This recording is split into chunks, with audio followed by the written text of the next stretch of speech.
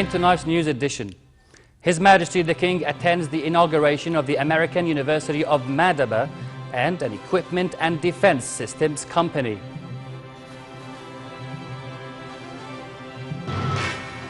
The Prime Minister briefs visiting U.S. Senate aides on Jordan's reforms and the impact of the Syrian refugee crisis on the kingdom.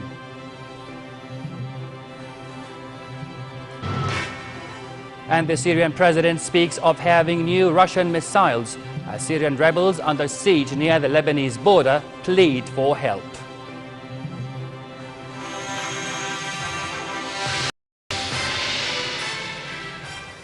Good evening and welcome to the news at 10.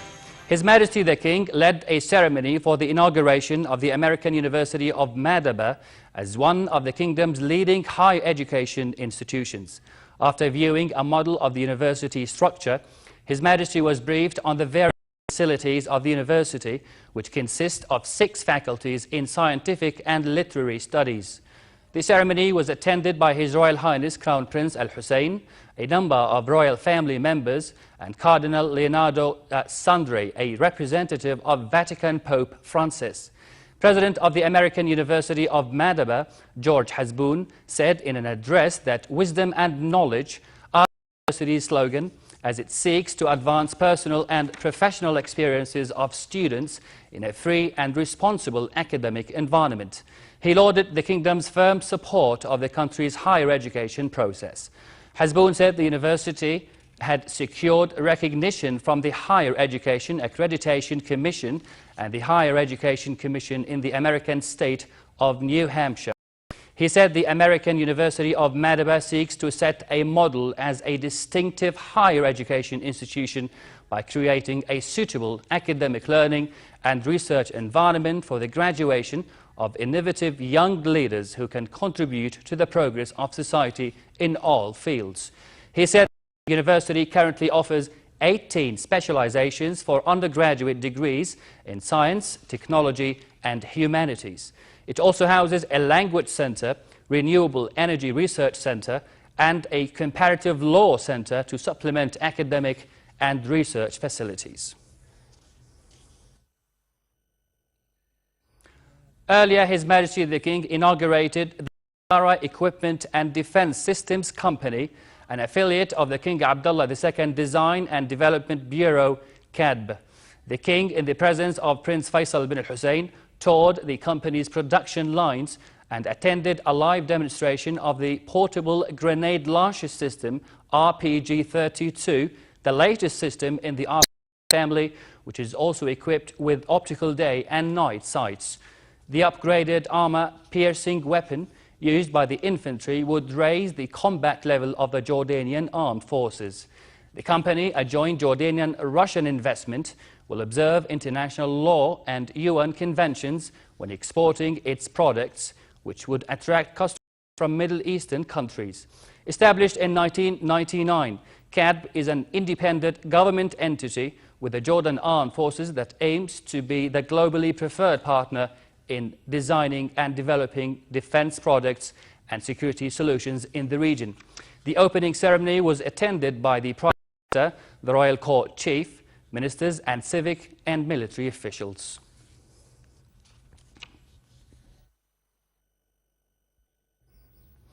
A royal decree has appointed Brigadier General Ahmed Ali Aid, Director General of the Gendarmerie, as recommended by the Council of Ministers. Prime Minister Abdullah briefed a U.S. delegation on Jordan's reforms and thanked Washington for its aid to the kingdom. During a meeting with visiting U.S. Senate aides, Mansour reviewed the comprehensive reform process, pointing out that the royal vision focuses on bolstering democracy, freedom, and human rights. The Prime Minister noted that His Majesty King Abdullah had embraced the reform initiative well before the Arab Spring. He said his government is committed to creating the proper environment and taking the necessary steps to expand reforms to realize national goals. Mansour told the Senate aides that despite the economic challenges it faces, Jordan is seeking to set a model in reform and democracy while supporting security and stability in the region. The US team commended Jordan's reform process and its hosting of a huge number of Syrian refugees, stressing the need to find a lasting solution to the Palestinian issue based on the two-state solution. The Jordan Hashemite Charity Organization received the third plane load of Russian relief aid for Syrian refugees in the kingdom. The giant Russian aircraft, with 38 tons of food and other aid on board, landed at Marka military airport. Welcoming the plane was Jordan Hashemite Charity Organization Secretary General Ayman Mifleh, who said the new relief aid includes kitchen items, electric generators and food supplies. He expressed hope that other international organizations would continue delivering aid to Syrian refugees in the period. Mifleh said the aid shipment, which will be distributed to Syrian refugees in cooperation with relevant agencies, will ease the pressure on the kingdom's resources, which have been under heavy strain due to the ongoing exodus of Syrian refugees. Syrian President Bashar al-Assad announced receiving the first shipment of the advanced Russian air defense system S-300. It came as Syrian government troops continued heavy shelling throughout suburbs of Homs and the capital Damascus. In a further escalation, Turkish troops fired into Syria after one of its armored vehicles patrolling the border came under fire from unidentified gunmen. The Syrian opposition struggles to unite its ranks ahead of a proposed US-Russian meeting in Geneva. Zain Abu Sufa has the story. A proposed US-Russian conference to bring the Syrian government and opposition together has the balance. The Syrian government has signaled it would attend the Geneva II talks, but bickering is still going on among a fractious opposition. Russia is also critical of the US after Washington said a no-fly zone in Syria remained an option. Moscow said the US statement would create an unfavorable atmosphere for the peace talks. The Syrian National Coalition is in a racing debate on how to order its ranks, as rebel fighters are demanding half of the Syrian National Coalition seats for a fair opposition representation. The coalition has demanded Iran and Hezbollah withdraw from Syria and the exit of President Bashar al-Assad as conditions for taking part in the peace conference. Russia accused the opposition Syrian National Coalition of seeking to thwart peace efforts by making impractical conditions for participating in the proposed international conference. This approach is unacceptable, as the National Coalition is not the only representative of the Syrian people, no matter who says and decides it. I hope that there will be sensible forces in the United States and European Union who are able to rein in those who connive these absolutely unacceptable aggressive approaches of the National Coalition, and who try to make the coalition look like the only structure which the Syrian government should serve. The remarks came as Syrian rebels under siege in the town of Qusayr issued a desperate appeal for reinforcements and medical supplies, while government troops and Hezbollah fighters continued shelling the area. Activists said they could hear 50 shells an hour, while more than 700 desperate wounded people are trapped in Qusayr town, short of medical aid. Alongside military strikes on Qusayr and rebel-held Damascus suburbs, President Bashar al-Assad drove home diplomatic advantage. But Moscow contradicted suggestions he had taken with the delivery of an entire long-range S-300 anti-aircraft system, which alarms Israel. Russia's plan to send the missiles highlighted the international confrontation over Syria, even as Moscow and Washington work together for a peace conference between the warring sides. Zain Abu Sufa for the news at 10. In a new upsurge in sectarian violence in Iraq, dozens of people were killed in a series of blasts in the capital, Baghdad. The explosions struck Sunni and Shiite neighborhoods across the capital. No group claimed responsibility for the attacks, which come amid a political crisis gripping the country. Khaled Dababni reports. More bloodshed on the streets of the Iraqi capital, just one day after a deadly wave of bombings that left at least 27 people dead. In the worst A car bomb and several roadside blasts exploded today in both Shiite and Sunni neighborhoods across Baghdad, killing at least 10 people. It was the latest in more than a month-long surge attacks that killed hundreds of people. Police said a parked car went off in Baghdad's central district of Al-Karada as a police vehicle was by, killing one civilian and wounding 9 people, including 2 policemen. The blast was the second to tear through the district in less than an hour. In the first blast, 2 people were killed and 13 wounded. The blast damaged a number of cars and shops nearby. This man says he was sitting inside his shop when the bomber hit. Elsewhere, a car bomb exploded in the main district of Al-Bunouk in North Baghdad, killing at least 4 people. We tried to get out of the house, but we couldn't because we burnt out cars were blocking the way and people were lying dead on the street. The house was damaged and pieces of wreckage of the car bomb flew into the house. A further people, including 3 policemen, were killed in clashes between gunmen and security forces in the northern city of Mosul, and 2 bombs killed 4 more in the town of Tel Afar. Hala Dababne for the news at 10. Israel announced it will build 1,000 homes for Jewish settlers in occupied East Jerusalem, and a special ministerial housing committee will soon vote on the project. The government said the new construction project is not new, but has stirred Palestinian anger and will undermine US-led efforts to kickstart peace talks.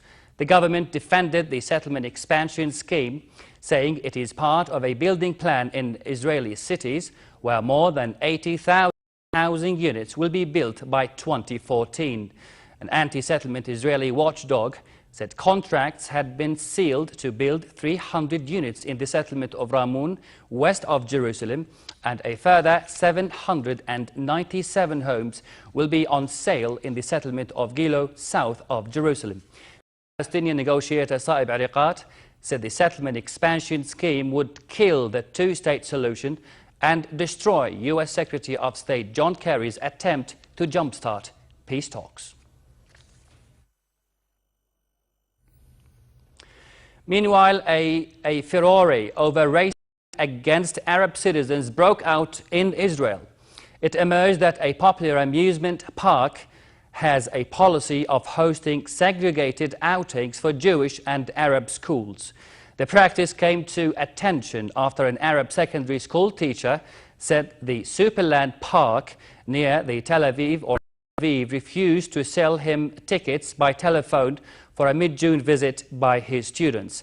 In an interview with Israeli Army radio, the teacher Khalid Shakra said when he phoned back and identified himself by a Hebrew name, the park took the reservation.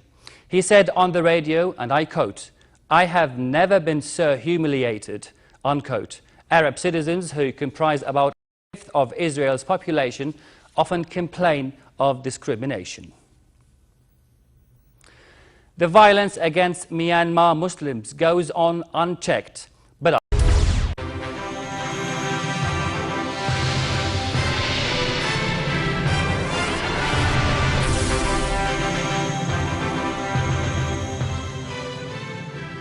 the ongoing violence against Rohingya Muslims in Myanmar raises alarm over a wide religious conflict. Hundreds of Muslim families took shelter in a heavily guarded Buddhist monastery after 2 days of violence in the northern Myanmar city of Lashio left 1 Muslim dead and Muslim properties in ruins. About 1,200 Muslims were taken to the monastery after Buddhist mobs attacked and burnt Muslim homes. The unrest in Lashio, a city about 700 kilometers from Myanmar's commercial capital of Yangon, shows how far anti-Muslim violence has spread in the Buddhist-dominated country as it emerges from decades of hardline military rule. The authorities have deployed troops, banned unlawful assembly under a state of emergency, and set up roadblocks to stop troublemakers entering the city.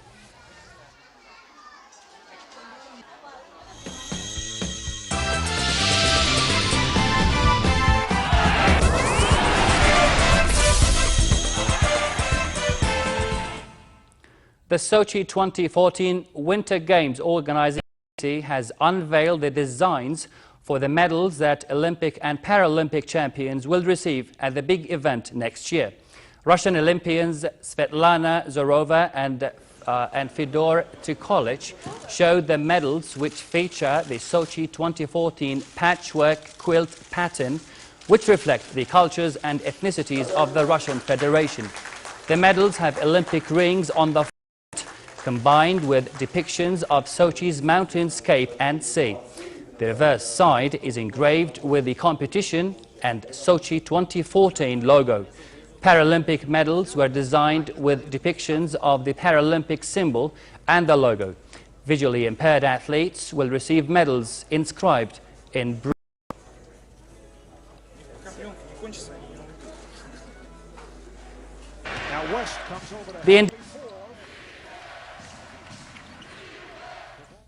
Finally, a look at the weather.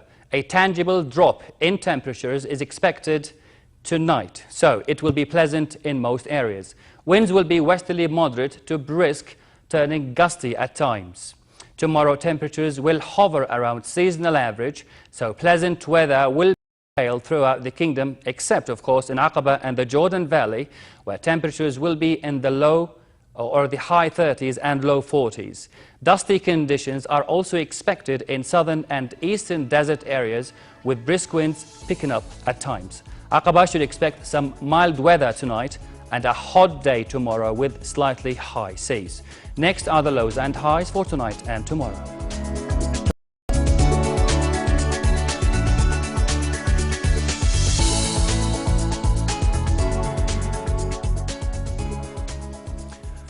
And to close, here's a reminder of our top stories. His Majesty the King attends the inauguration of the American University of Madaba Equipment and Defense Systems Company. The Prime Minister briefs visiting US Senate aides on Jordan's reforms and the impact of the Syrian refugee crisis on Jordan. And the Syrian president speaks of having new Russian missiles as Syrian rebels under siege near the Lebanese border plead for help. And that's the end of tonight's news. I'm Ra'ad Lubtoush. Thank you for watching. I'll see you tomorrow.